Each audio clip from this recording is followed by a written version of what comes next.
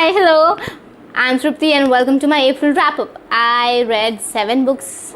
This is not 7. I read 7 books in April and my overachieving, overambitious Slytherin is not happy with me. No, I'm not.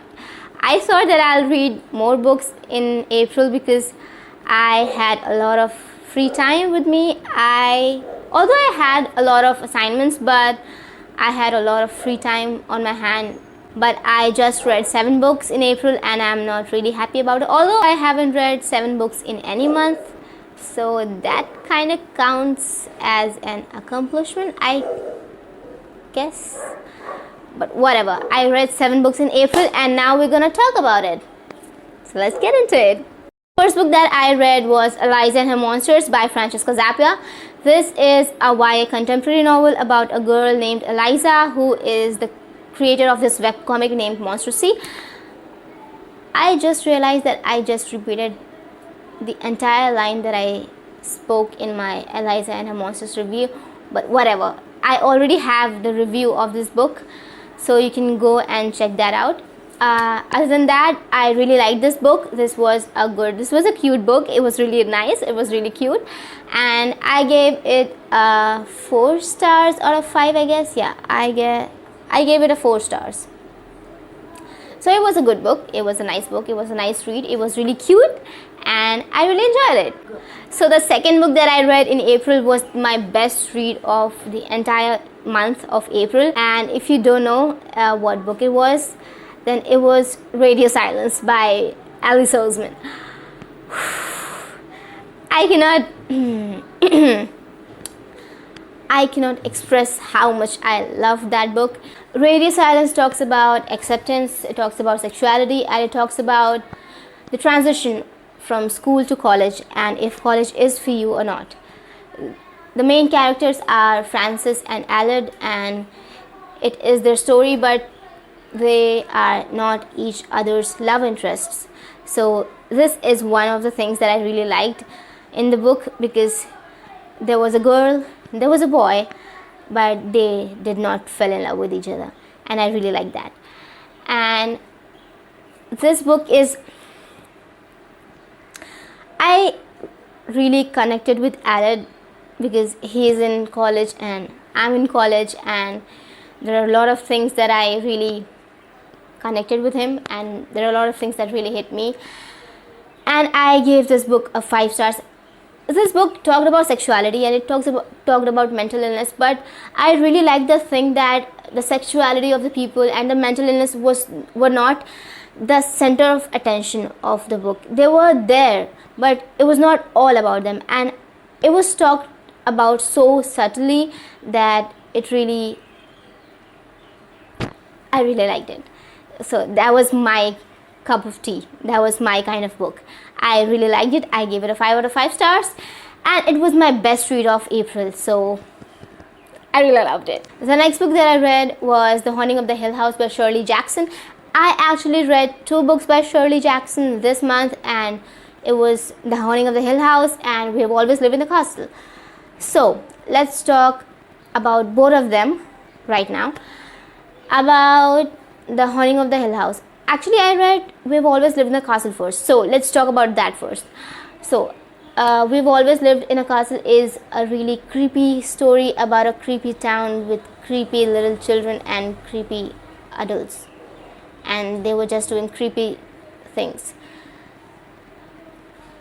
I do not know how to explain this, but it was a really creepy book. Actually, I just gave it a 3 stars because I thought that it could have been better, and Shirley Jackson could have written it better, or I guess it was not just my thing, or maybe, I don't know. I really did not like the book a lot.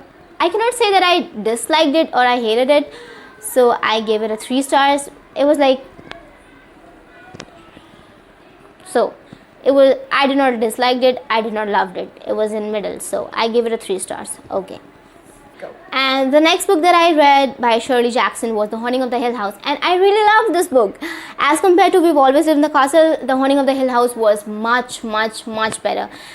It was creepy too. It was not creepy like We've Always Lived in a Castle. It was a different kind of creepy. It was horror. It was, as I've already said, it's not in your face horror. It was a subtle horror, and I really liked it.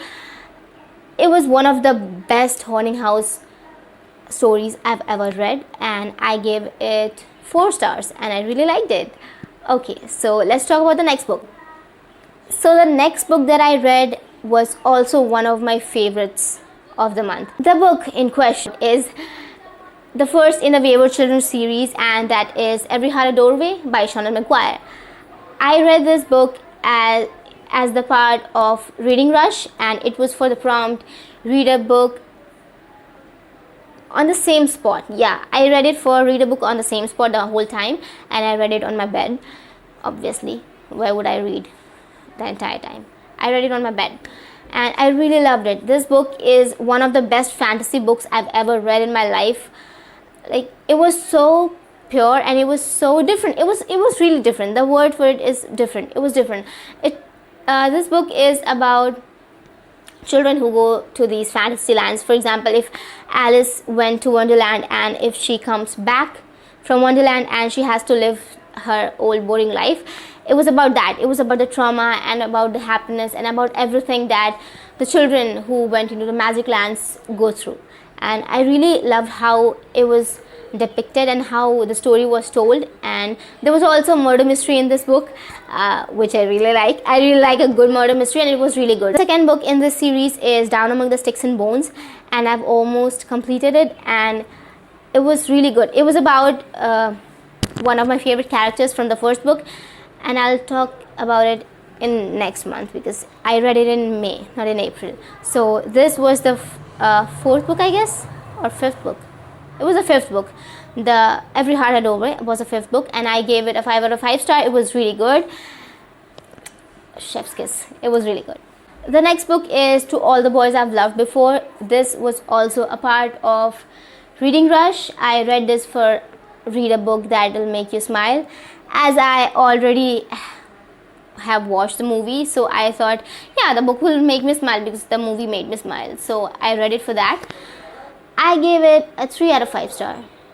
It was not bad, but I did not love it because the only thing that I loved in this book was the family dynamics, the thing between the father and the daughters and everything. I really loved that. But the thing about sisters stealing each other's, you get that? I really did not like it. I was not up for that. I was like, no, not up for that. I really did not like it. Okay, so let's talk about the love trope for once.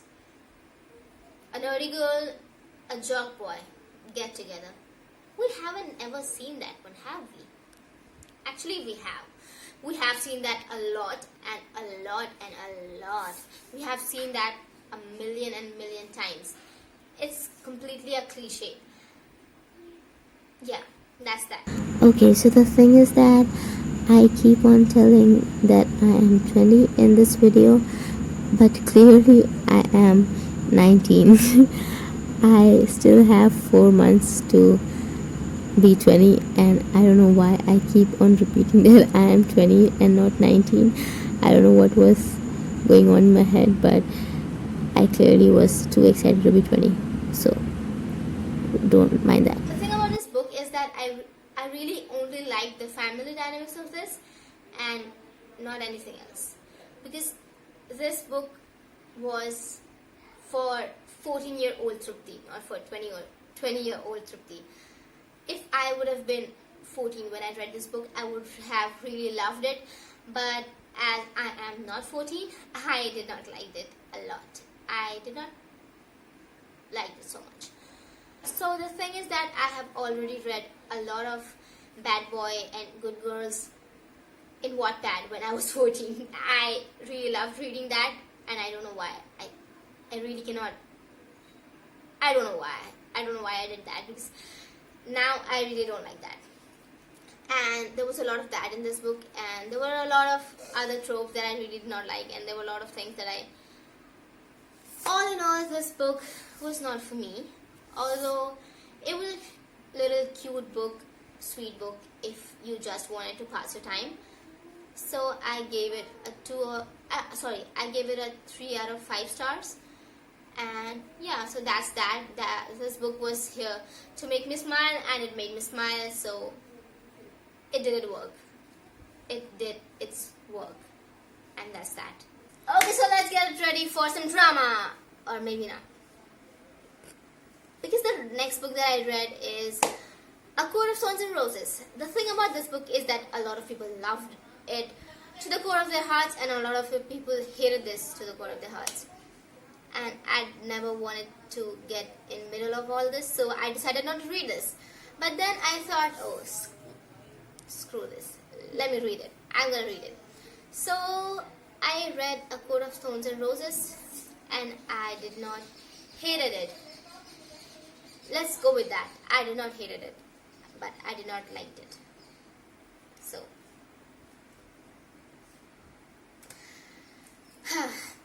this book had a really good starting. I really liked that it was the Beauty and Beast retelling, and the thing about two worlds, one of fairies and one of humans, and the magic system in the fairyland was really good. It was written perfectly. But then when it all falls down, the thing is that there was a huge castle. There was a big, huge, magnificent castle, and it just came tumbling down. This was A Court of Thorns and Roses. Thank you very much. This is my review for A Court of Thorns and Roses, that it was a magnificent castle and it came tumbling down. Everything that happened after the curse thing was revealed, which was not a curse, I started not liking this book. Before this happened, there were some things that were problematic, but I was like, yeah, there's no perfect book except Harry Potter, but yeah, there's no perfect book, and I was like, yeah, it's good for a Beauty and Beast retelling, it's good. And when the curse thing happened, the fake curse thing, I was like, nah, man. No, this is not happening. This is not happening. And I started to not liking this book from that time onwards. And that's my review for A Court of Thorns and Roses. If you want to watch a better review for this book, go and watch Cindy's video for this, and I'll link it down below. It's the video made by Cindy from Read with Cindy, and she really explained this book top notch. She really explained this book really good. So you can go and watch that video instead of thinking that I'm gonna give some good review for this book, because I don't know what to talk about it. Because I really loved it in the beginning, and then I started to not like it and not like it and not like it and really dislike it. I wouldn't say I hated it, but because I liked the beginning, but it was like this for me. So yeah, that were 7 books that I read in April, and I hope May will be better, because I only read 7 books, and the ambitious Slytherin in me is coming out, and it's not happy with me, and I really gotta read more books. So hopefully I'm gonna read more in May, and I'll come with a longer wrap up. So yeah, that was all that I wanted to say, and yeah, I'm over. I mean, I'm not over. This is over. And okay, bye.